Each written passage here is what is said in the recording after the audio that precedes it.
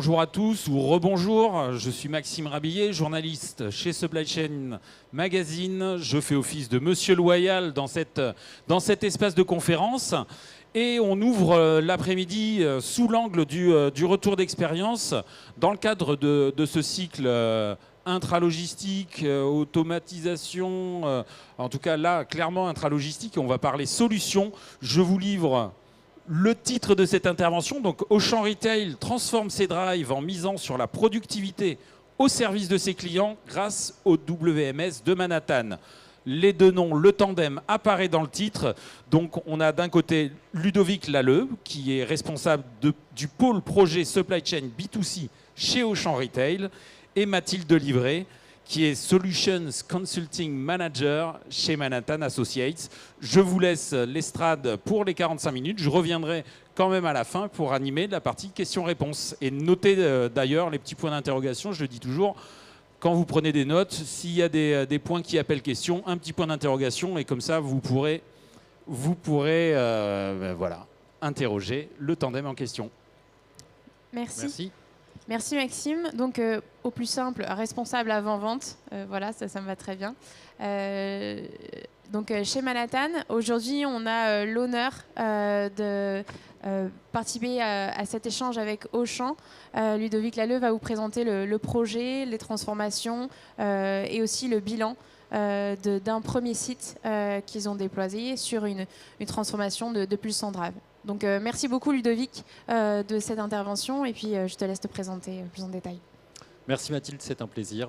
Donc Ludovic Lalleux, je suis responsable du pôle projet Supply Chain B2C chez Auchan Retail. Concrètement, j'anime l'équipe qui conçoit, met en œuvre et maintient les schémas d'approvisionnement et les outils de préparation de commandes e-commerce. Alors Ludovic, Auchan est assez bien connu du grand public. On va peut-être pas prendre le temps de présenter, mais plutôt aller directement dans le projet qui t'anime Très bien. Ces jours-ci. Alors le périmètre du projet IWMS chez Auchan, le petit E forcément, vous l'aurez compris, c'est pour le e-commerce. C'est la préparation de commandes sur l'ensemble de nos parcours de course en stock dédié. Concrètement, dans nos drives, dans nos entrepôts B2C, on va livrer directement des clients dans leur coffre.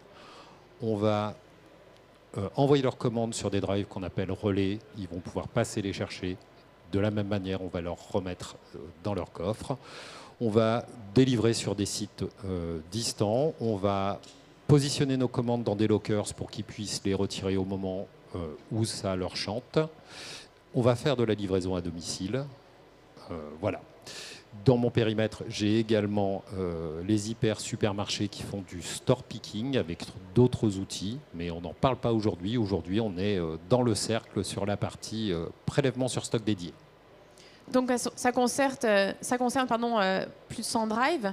C'est un projet ambitieux et concrètement, d'un point de vue logistique de ces sites, parce que nous, on connaît bien quand on vient retirer nos courses avec la voiture. Comment ça se présente après dans le site? C'est quoi tes enjeux et tes critères? Effectivement, c'est une centaine de sites à déployer, généralement entre 1000 et 3000 mètres carrés, sachant que la moyenne est autour de 1500 mètres carrés. C'est 10 000 références, globalement, articles sur un stock dédié. C'est un volume de commandes qui va de 300 commandes pour les petits sites à plus de 1000, 1200 commandes pour les gros sites. Ça représente de 10 à 30 000 lignes par jour. Alors, une des originalités de notre solution, c'est que le WMS qu'on utilise habituellement pour faire de l'intralogistique et délivrer un client qui est un client que j'ai envie de qualifier de B2B, même si on prépare en e-commerce, on va remettre à un transporteur qui va se charger de l'expédition et de la remise au client. Là, ce n'est pas le cas. Le client, il arrive, il est sur le quai, il tape son numéro de commande à la borne et la borne doit piloter le WMS, donner un ordre au WMS pour qu'on puisse préparer la commande du client et aller la lui livrer en moins de 5 minutes sur les quais. C'est notre promesse. Et donc, dans les enjeux majeurs de ce projet, il y a la capacité de piloter, d'ordonner à un WMS comment dire, le regroupement de cette commande pour aller la livrer au client. Donc avec une affectation d'un quai et puis aussi toute la partie préparation des produits. Tout à fait. Si on détaille un petit peu plus le fonctionnement de la borne, quand le client tape son numéro de commande, la borne lui dit si sa commande est prête ou si elle n'est pas prête. Donc il y a un premier appel qui vérifie que l'une des originalités de notre secteur dans l'alimentaire, c'est qu'on prépare sur 4 secteurs différents, le sec, le frais, les fruits et légumes et le surgelé. Il faut vérifier que chacune de ces parties est prête avant de livrer le client. Donc la borne fait l'appel, renvoie l'information au client que sa commande est prête, ou lui demande de patienter si jamais, ou de se rendre à l'accueil si jamais il y avait un souci, et ça on ne le souhaite pas. Et ensuite, elle lance un circuit de préparation. Donc un préparateur récupère sur son terminal RF un ordre de prélèvement pour aller récupérer dans les 4 secteurs les éléments qui composent la commande du client et aller lui remettre sur le quai qui a été affecté au client. Et ce qu'on voit là, 5 minutes, c'est les 5 minutes de délai de promesse entre la récupération de la commande, enfin l'affectation de la commande et la livraison finale au client. Donc c'est un temps très court. Oui.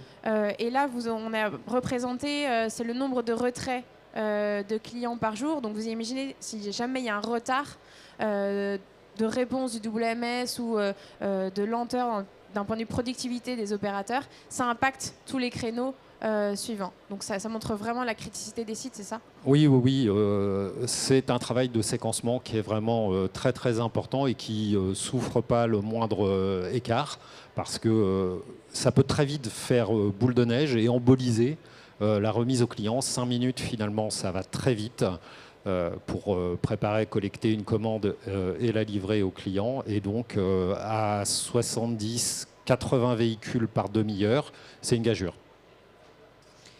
Merci Ludovic. Peut-être qu'on peut regarder ce qui se passe concrètement avec cette vidéo, si tu as besoin de la commenter. Alors, comment ça marche concrètement ?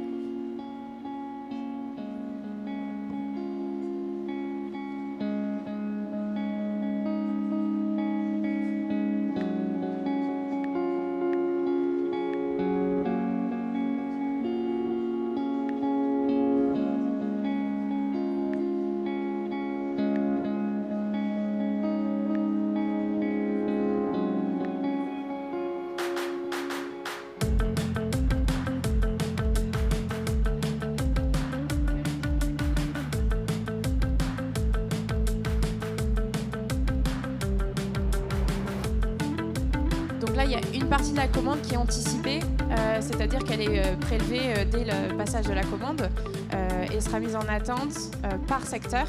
Donc on voit le sec, le frais et le surgelé, en attendant l'arrivée physique du client.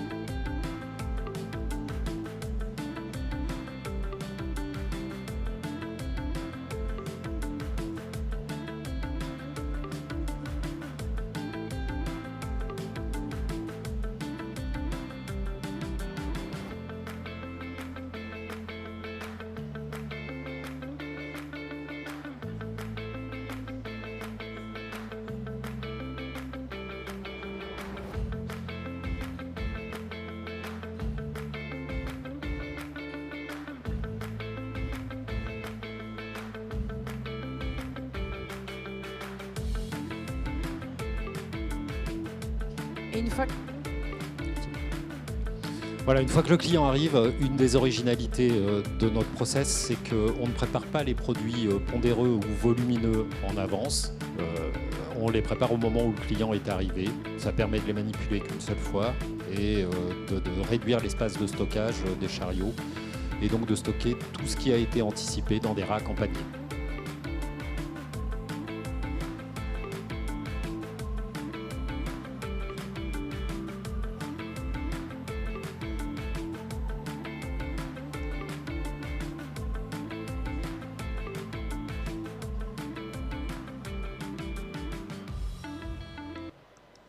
Alors, il n'y a presque plus de secret pour vous, si ce n'est que le projet qui a démarré en septembre 2023. C'est ça.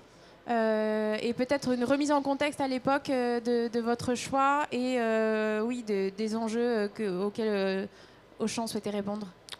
Alors, Contexte et enjeux, on le sait tous, hein, les attentes de nos clients, elles évoluent fortement. Excellence dans la délivrance, il faut être rapide, il faut être efficace et il faut être fiable. Un client, ce qu'il veut, c'est avoir sa commande, la complétude de sa commande, avoir l'ensemble des produits qu'il a commandés. Chez Auchan, on avait plusieurs WMS historiques sur ce périmètre et on a souhaité le remplacer par un seul outil. Ces WMS, ils étaient anciens, on ne pouvait plus les faire évoluer et ça devenait vraiment un frein à la transformation et à la mise en œuvre de nos projets stratégiques. On a choisi de le remplacer donc par un seul outil, Manhattan Active Warehouse Management, donc MAWM. Pourquoi Manhattan ? Parce qu'on avait besoin de sécuriser notre activité, je vous l'ai dit, mais ça, n'importe lequel finalement des WMS aurait pu le faire. Bon, ceci étant dit, le taux de disponibilité de la solution permet d'assurer cette partie. On avait aussi besoin d'optimiser nos performances et d'apporter des solutions qui soient up-to-date sur un certain nombre de points, depuis la réception jusqu'à la préparation ou à la gestion du stock. On souhaite pouvoir être agile, pouvoir rapidement intégrer ce qu'on appelle de nouveaux parcours de course, de nouveaux modes de préparation ou de délivrance pour nos clients.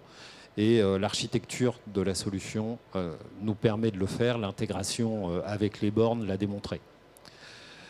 Et puis on veut aussi mieux servir nos clients et donc je vous ai parlé tout à l'heure un petit peu de fiabilité de préparation. La fiabilité de préparation, c'est le nerf de la guerre. Il faut qu'on délivre en respectant notre promesse qui est la complétude de la commande et le délai de livraison.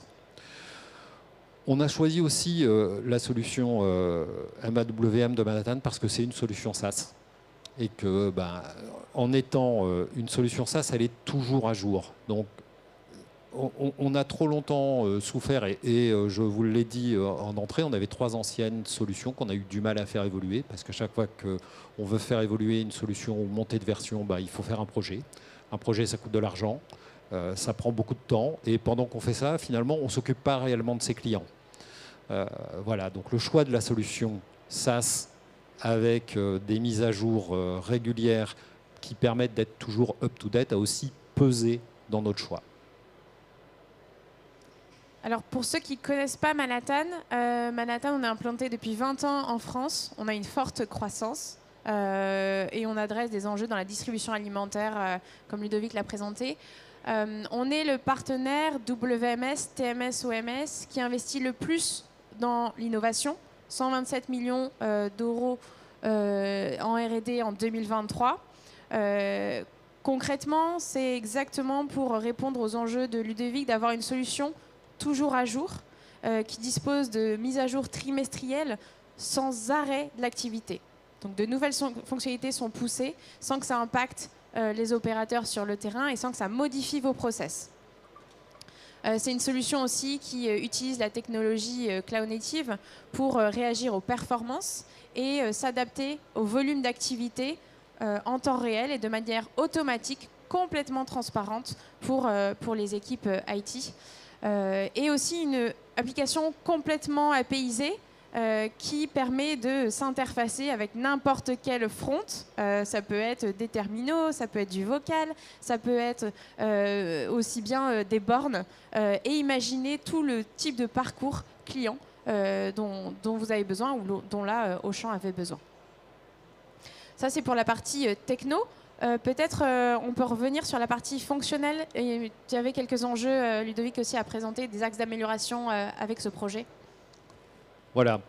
Un petit avant-après, globalement, pour faire fonctionner notre drive, on a environ 130 fonctionnalités qui permettent de réaliser l'intégralité des opérations. Et donc ces 130 fonctionnalités, on les a scannées. Avec MAWM, on améliore 46% de ces fonctionnalités. Quelques exemples. on avait depuis longtemps une réception qui se faisait finalement au chargement. Quand on ouvrait un avis d'expédition, il fallait terminer la réception et aller jusqu'au bout. Aujourd'hui, en implémentant ce WMS, on permet aux utilisateurs de réceptionner palette par palette et de pouvoir du coup mieux gérer leur temps. La disponibilité des produits pour le client se faisait historiquement de la même manière à l'ouverture de l'avis d'expédition en réception, ce qui nous posait quelques problèmes puisque nos clients pouvaient commander des produits qui étaient présents sur des palettes en réception et pas encore rangés dans des emplacements. Depuis qu'on a mis MAWM, la disponibilité pour le client, elle se fait au rangement, au picking, c'est plus simple, c'est plus fluide pour les équipes. On avait une gestion de la casse et une gestion de la DLC qui était la date, des dates courtes qui étaient manuelles. Elle est aujourd'hui pilotée par notre WMS et on a des vagues de ramasse qui nous permettent d'aller chercher nos produits pour lesquels les dates d'opération arrivent à échéance et de les positionner dans nos boutiques anti-gaspi. Et puis on était en préparation monocommande. Nous, on faisait un tour de stock à chaque fois qu'on préparait une commande client. Enfin, on passe sur un des standards du marché, mais ce n'était pas encore le cas chez nous, en préparation multicommande. Merci. On peut peut-être revoir, donc ça c'est la feuille de route. Comment vous avez prévu de déployer sur une centaine de sites qui est quand même assez ambitieux et aussi rapidement, hein, je vous rappelle que le projet a été lancé en septembre 2023. C'est ça, en septembre 2023. Alors ce projet, dans les enjeux que je n'ai pas cités, il y a la vitesse de déploiement. 100 sites, c'est beaucoup. On ne peut pas conserver 2, 3 applications pendant des années, le temps qu'on déploie nos sites. Donc il fallait qu'on gagne en vitesse. On a travaillé beaucoup avec les équipes de Manhattan pour proposer une solution originale qui est un découpement en lots fonctionnels finalement de ce projet, en identifiant les fonctionnalités qui nous permettent de déployer le plus de sites le plus rapidement possible. Et donc on a livré une première version qu'on appelle lot 1 en juillet cette année. On a démarré un prototype sur notre site de Noyelles-Godault. Et ce prototype, il couvre la remise au coffre et puis la livraison à domicile depuis les drives. Ça nous permet d'avoir 70 sites à déployer devant nous qui utilisent ces fonctionnalités. Et puis ensuite, on est déjà en train de travailler sur le lot suivant. On va développer la fonctionnalité relais. Et donc, certains de nos sites approvisionnent des relais Auchan qui sont des sites distants. Voilà, et donc on est en train de développer ce lot. On a aussi fait de la place dans notre plan projet pour pouvoir intégrer de nouveaux parcours de course, de nouvelles choses, puisqu'on sait que voilà, notre commerce est inventif et que les choses vont vite sur la partie e-commerce, que les canaux de distribution changent, il faut s'adapter. Et donc, dans le plan projet, dans ces 18 mois de plan projet, on voulait laisser de la place à la nouveauté. Concrètement, je vous l'ai dit, on a démarré un prototype en juillet à Noyelles-Godault et on vient de basculer notre deuxième site qu'on appelle Pilote Industrialisation à Valenciennes. Celui-là, le prototype nous a permis d'éprouver la solution, de la stabiliser et d'arriver à un niveau solution déployable. Maintenant, notre besoin, c'était de construire des outils qui nous permettent de déployer de manière industrielle sur les 100 sites. Et c'est ce que le site de Valenciennes nous a permis de faire puisqu'il a basculé mardi la semaine dernière et qu'aujourd'hui, il a déjà rattrapé son niveau d'activité sans aucun problème. On basculera 2 prochains sites, un dans l'Est à Chouagaous et un autre au Mans, dans les premières semaines de décembre. Un petit bilan peut-être déjà de ce prototype ? Alors, notre premier drive à Noyelles, c'était quoi? Je l'ai dit, l'objectif, c'était une application qui soit fonctionnelle et déployable. On a démarré le 9 juillet. On a eu 2 semaines sur lesquelles il a fallu faire un peu de fine-tuning, voilà, bien travailler le pilotage avec nos bornes, notamment, parce que c'est une chose de tester cette application en chambre. On a un labo qui nous permet de faire les tests avec une borne qui fait les appels au WMS, voilà. Mais jamais dans ce labo, on est capable de simuler un pic de livraison au niveau des clients avec 5 bornes et des déclenchements simultanés, voilà, toutes les 5 minutes dont on a parlé tout à l'heure. Et donc ça, quand vous lancez votre proto, voilà, le premier rush, il faut l'encaisser. On l'a encaissé, on a eu un certain nombre de choses à régler. Au bout de 2 semaines, c'était fait. Et puis ensuite, on a accompagné le site pendant 2 mois parce que c'est un gros changement. Pourquoi c'est un gros changement? Parce que notre middle management, il connaissait très bien son ancien WMS. Il pilotait son activité avec des réflexes qui étaient acquis depuis longtemps. Et que là, on change d'outil, on change de philosophie, j'ai envie de dire. Là où avant, dans le travail de ce qu'on appelle les coordonnateurs chez nous, qui sont les pilotes d'équipe, il y avait une partie d'affectation des tâches qui se faisaient et ils assignaient à leurs collaborateurs, toi tu vas au frais, toi tu vas en sec, toi tu fais ceci. Là, le collaborateur se connecte sur un groupe de tâches et c'est le logiciel qui va piloter son activité et qui va l'envoyer avec un certain nombre de préférences. On ne fait pas faire des allers-retours aux gens toute la journée, mais qui va piloter l'affectation du collaborateur à l'endroit le plus adapté, là où on a besoin de lui pour pouvoir réaliser notre activité. Voilà. Les utilisateurs, ils disent quoi? Sur la réception, ils sont contents. Forcément, c'est plus simple. Et la disponibilité des produits au rangement leur simplifie vraiment la vie. La prise en main est vraiment très très facile. Nous, on a une grosse partie de notre population qui est une partie étudiante.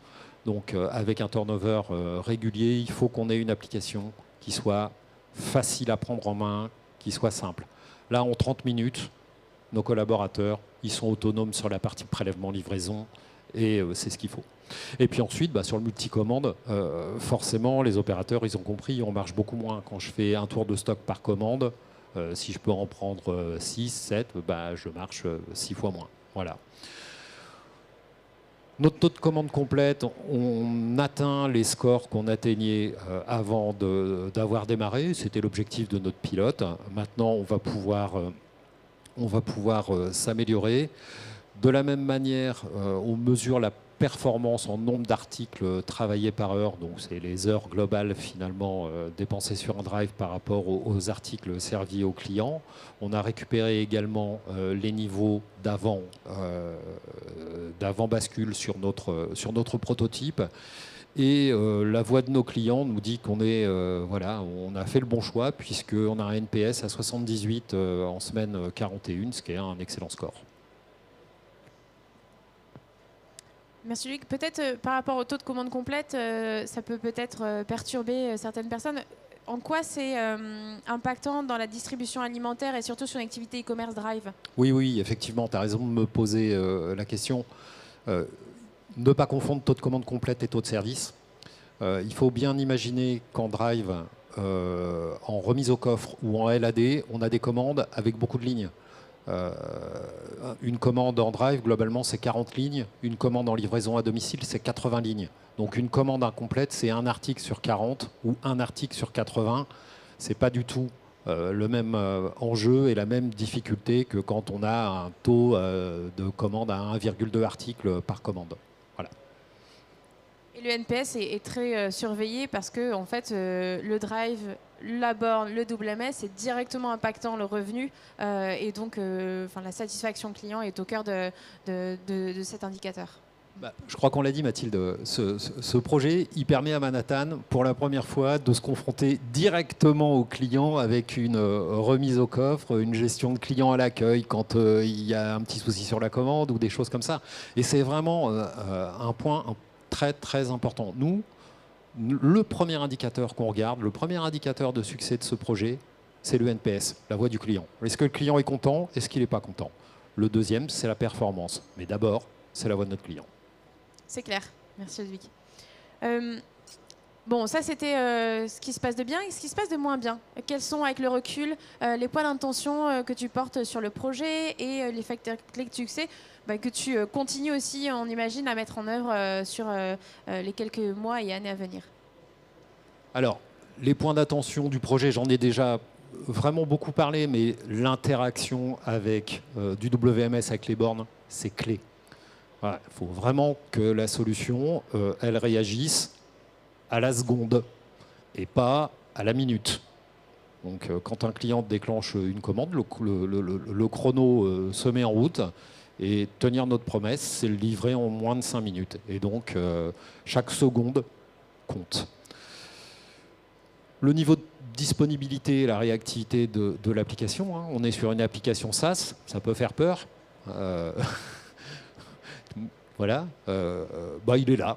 Je sais ce que j'ai envie de dire. Le niveau de disponibilité et de réactivité de l'application, c'est pas un sujet, finalement. Et donc, c'est une très très bonne nouvelle. Et puis la remontée, la disponibilité des stocks en temps réel. De la même manière, je vous l'ai dit tout à l'heure, nos clients commandent... comment dire, il y a beaucoup d'articles dans nos commandes. Et donc, quand un client met son article au panier, on ne va pas décrémenter le stock au moment où il met son article en panier, parce qu'il peut décider de commencer ses courses le lundi, de les terminer le vendredi et puis de venir les chercher quand il veut.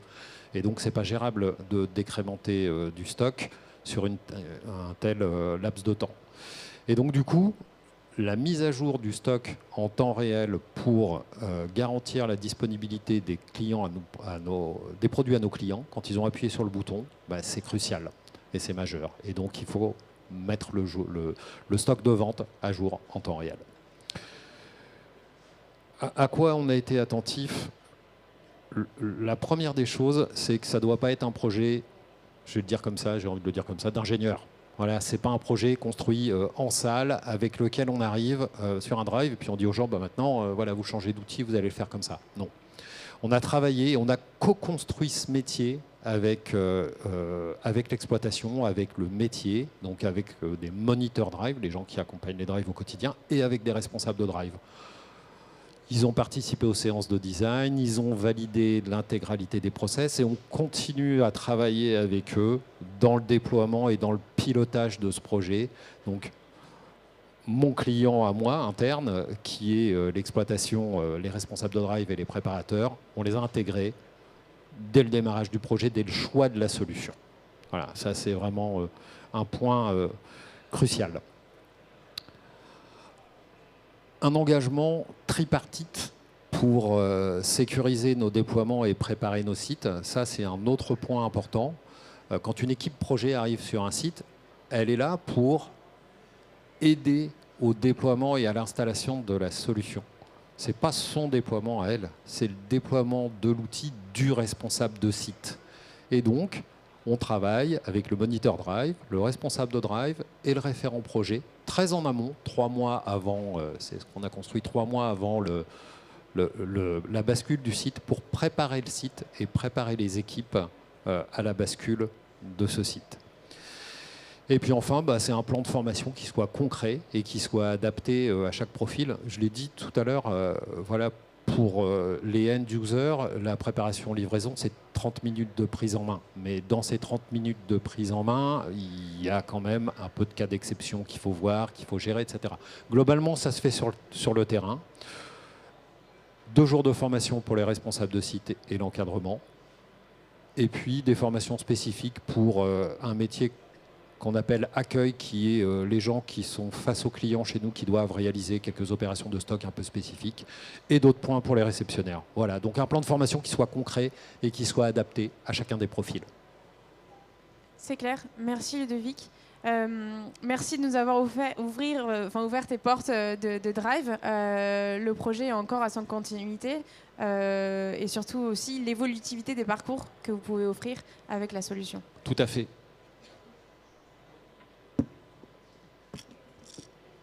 Je reviens dans le cadre. Merci pour ce témoignage stimulant. On a quelques minutes pour répondre à d'éventuelles questions. Voilà, je n'ai pas m'y employer moi-même. Il y a une question là, juste devant. relevez les... Voilà.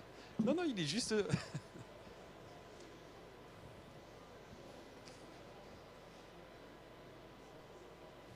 Ah oui, c'est que le micro n'est pas là.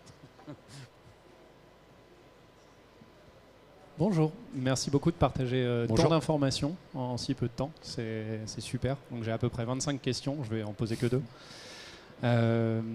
Est-ce que vous pouvez rappeler à la fin du parcours, moi j'avais compris que vous sépariez la préparation du sec et que vous ne faisiez que du monocommande sur le sec à l'arrivée du client. Et après, dans la presse, vous avez dit que vous faisiez du multicommande. Donc là, j'ai pas bien compris. Si vous séparez effectivement la prep du sec, j'ai compris qu'il vous fallait une prod d'à peu près 240 à 300 UPH. Ça, si vous pouvez me confirmer, ce serait pas mal, unité par heure. Versus le 67 mentionné à la fin, me dire un petit peu comment vous segmentez ça. Et puis je me demandais si votre dimensionnement de site et le choix de faire la préparation à la fin, si j'ai bien tout compris, du sec, ça venait du fait que les clients ne viennent pas toujours à l'heure et que de ce fait, vous avez préféré avoir vous de la flexibilité sur la prep plutôt que de gérer un stock de commandes prêtes mais finalement qui attendent. Est-ce que ça a joué dans vos choix? Merci beaucoup. Alors, merci pour les questions. Je vais commencer par la dernière, parce que vous avez pratiquement fait une partie de la réponse. Oui, effectivement, on choisit de ne pas préparer l'intégralité de la commande parce que ça laisse plus de souplesse. Voilà. Et ça permet comment dire, d'économiser en surface. Sur les 2 premières parties de questions, quand je parle de 67 articles par heure, je parle de la totalité des heures travaillées du drive, réception comprise. Voilà. On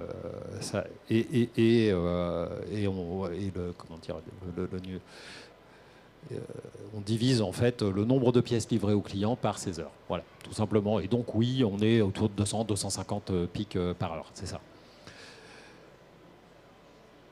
Sur la première partie de votre question, ce qu'on prépare à la dernière minute, ce sont les pondéreux et les volumineux. Voilà. Toute la partie sec qui est standard et qui est stockée dans des emplacements standards, elle est préparée en préparation anticipée. Et donc quand le client arrive, cette partie-là est terminée. Il nous reste, allez, en moyenne, 3 articles par commande à piquer.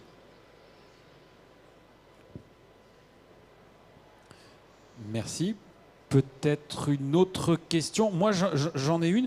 Un drive, il faut combien de personnes pour faire tourner un drive? Et vous l'avez évoqué, il y a quelque part. Alors, moi, j'ai noté labor management, mais c'est pas vous qui avez prononcé le mot. Vous parliez du fait qu'il y avait quand même, et à travers l'outil lui-même, cette dimension d'optimisation de l'affectation. Oui.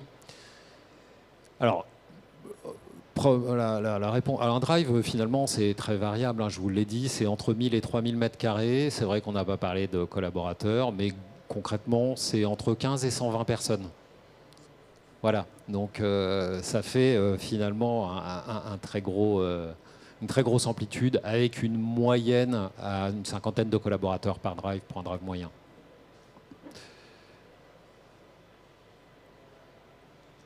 Ensuite, concernant labor management, on n'en est pas là. Pour le moment, on utilise les fonctionnalités standards de Manhattan. Et donc, dans les fonctionnalités standards de Manhattan, il y a un pilotage de l'ordonnancement des tâches pour les collaborateurs qui se fait chez nous en fonction des cut-offs de livraison aux clients. Voilà. D'accord. Merci. Peut-être une autre question. Je vais revenir, et ça fait un petit peu écho à une dimension qui a été soulevée par la première question dans l'assistance. C'est vrai que vous insistez, la satisfaction et la promesse faite au client, et un projet WMS qui est au contact direct du client, mais sachant que le client, lui, il ne tient pas toujours sa promesse de consommateur. Notamment, voilà, on peut parler, alors 5 minutes de retard, c'est gérable, mais s'il se présente 2 heures plus tard, du moins ça perturbe aussi ce qui a été prévu, planifié, mais est-ce que c'était aussi une dimension à prendre en compte dans la conception générale d'un tel projet? Oui, c'est une dimension à prendre en compte. Bon, après, ça fait 20 ans qu'on fait du drive chez Auchan, donc on a un peu d'expérience sur le sujet et on sait très bien que nos clients, ils n'arrivent pas toujours à l'heure. L'enjeu, c'est le dimensionnement des zones de stock anticipées. La question d'ailleurs de monsieur tout à l'heure dans la salle faisait référence à ce point-là. Il faut dimensionner correctement ces zones d'anticipation pour pouvoir encaisser deux choses. Le pic de livraison, c'est-à-dire avoir l'intégralité des commandes pour délivrer 180 véhicules par heure voilà, d'un seul coup, et puis les éventuels retards de nos clients et conserver en stock leurs produits jusqu'à ce qu'ils viennent les chercher. Très bien. Juste, et vous l'évoquiez, du moins, il y a aussi alors un volet qui est sans doute moins outils et SI, mais quand on entreprend comme ça de modifier les façons de travailler, les parcours, ce côté multicommande, il y a eu aussi tout un travail sur l'organisation des drives eux-mêmes, de leur zone, le dimensionnement des zones, puisqu'il y a de la préparation, il y a eu et il y a peut-être devant vous tout un travail drive par drive à mener matériel, quoi. Alors, le travail qui a été effectué là, c'est pas de révolutionner l'organisation physique de nos drives, c'est déjà d'être en capacité, c'est une belle première étape, de servir nos clients avec l'organisation physique actuelle. Maintenant, on a choisi Manhattan aussi pour les possibilités que ça nous ouvre et pour imaginer le futur d'une manière différente et avoir beaucoup plus de possibilités. Y compris des possibilités en volume supplémentaire, capacité, vous pensez que potentiellement, vous allez aussi gagner en capacité de traitement d'un drive donné, compte tenu de ces dimensions. Il y a cet enjeu-là business. En tout cas, on réfléchit effectivement à des solutions et à des process qui nous permettent notamment d'élargir notre offre et de proposer plus de références à nos clients. Il y a peut-être aussi un point qu'on n'a pas abordé, Ludovic. Quand tu prends un nouveau drive, combien de temps ça met ce sera peut-être le résultat de l'industrialisation qui va nous le dire, mais combien de temps ça met pour mettre en place la solution juste avant le démarrage, la préparation aussi sur le site? Alors, j'en ai parlé un petit peu tout à l'heure. Ça commence 3 mois avant le démarrage du drive avec d'abord un audit des conditions de bascule du drive et on a souhaité être, intransigeant avec nos drives. Cet audit, il comporte une trentaine de points. Il y en a 4 qui sont discriminatoires et on fait cet audit 3 mois avant la bascule pour laisser le temps au drive de mettre en œuvre un plan d'action qui lui permet d'atteindre le niveau qu'on souhaite qu'il ait pour la bascule. Ça, c'est le premier point. Et puis ensuite, on forme à l'outil nos responsables de site et l'encadrement 1 mois avant le démarrage du site. On forme les populations sur site 1 semaine avant le démarrage. Et puis on les accompagne ensuite pendant 10 jours en physique, sur place, et après à distance, pendant environ 15 jours encore. Donc concrètement, en 3 semaines sur site, on déploie la solution. Voilà, une question au premier rang. Attendez, je suis le plus près. Quel est le niveau de budget, pardon, quel est le niveau de budget que ça a représenté en termes de licence et puis de manpower dans la durée? Quelques détails. J'ai pas compris votre question, monsieur. Oui, quel est le niveau de budget qu'a représenté la mise en place de l'outil en termes de licence et puis en termes de manpower, enfin de personnel nécessaire pour la mise en place? Alors, en termes de budget, on est sur une solution SaaS. Donc on n'est pas sur une solution sur laquelle on achète des licences, mais sur laquelle on achète un droit d'utilisation qui est assis sur le nombre d'utilisateurs connectés à la solution. Voilà, j'en dirai pas plus parce que le reste, ça nous regarde. Ça, c'est le premier point. Et ensuite, l'équipe projet, c'est une trentaine de personnes. Voilà, des chefs en interne en tout cas. Et sur site, on le fait avec les équipes des sites sans renfort complémentaire. peut-être une autre question. Moi, j'en ai une. C'est vrai que vous l'avez mentionné, on est sur un projet WMS B2C, mais dans une inception alors c'est du front to C, c'est au contact direct du consommateur. C'est moi qui viens de l'inventer. Voilà, front to C, c'est moi. Je suis pas sûr que pour un anglophone ça parle vraiment. Voilà, c'est peut-être pas très idiomatique. Pour Manhattan, c'est nouveau. Il y avait peut-être d'autres exemples dans d'autres pays. Du moins, c'est Alors, c'est pas tout à fait nouveau. Dans des agences, par exemple, dans le monde professionnel, on équipe, on met nos WMS pour gérer le stock agence. Néanmoins, c'était innovant en matière d'interaction au client, parce que le WMS de l'agence, c'est très peu le client consommateur qui va agir sur sa préparation de commande. C'est plutôt gérer le stock, niveau le stock, renvoyer la visibilité à l'OMS. Donc ça, c'est plutôt l'enjeu des agences. Là, c'est vraiment innovant. C'est vraiment le client qui demande au WMS en quelque sorte de lui affecter un quai. Et il est lui-même acteur du lancement de la suite de sa ramasse à la fin de ses préparations. Et à la fin, c'est lui qui confirme la récupération, le retrait de sa commande. Donc dans ce cadre-là, c'est assez innovant. Et la borne, c'est un terminal comme un autre à gérer, à connecter. Oui, la borne, c'est un terminal comme un autre avec une application borne dédiée qui permet de piloter un certain nombre qui permet de donner au client un certain nombre de fonctionnalités. Il doit intégrer notamment les éléments de fidélité, les éléments de paiement et le déclenchement. Voilà, les principaux éléments, c'est ça, et le déclenchement de sa commande.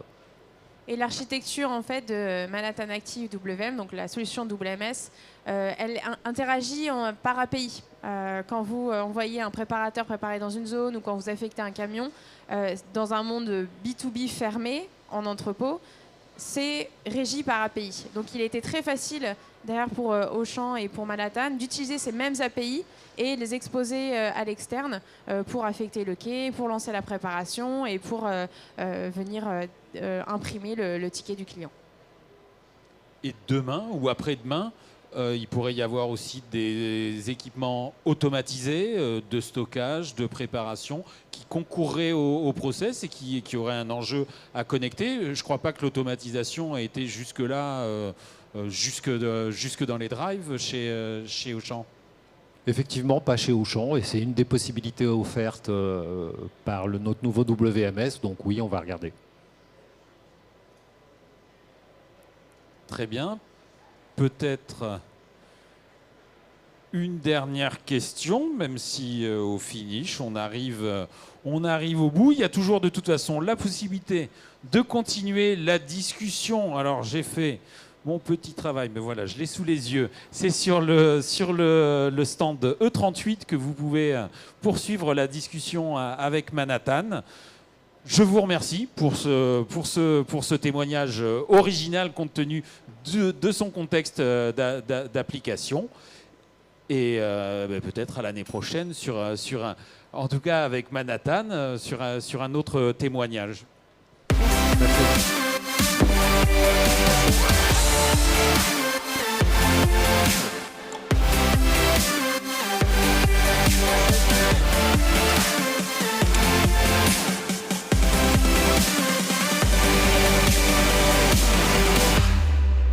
Et pour ma part, je reprends la parole parce qu'on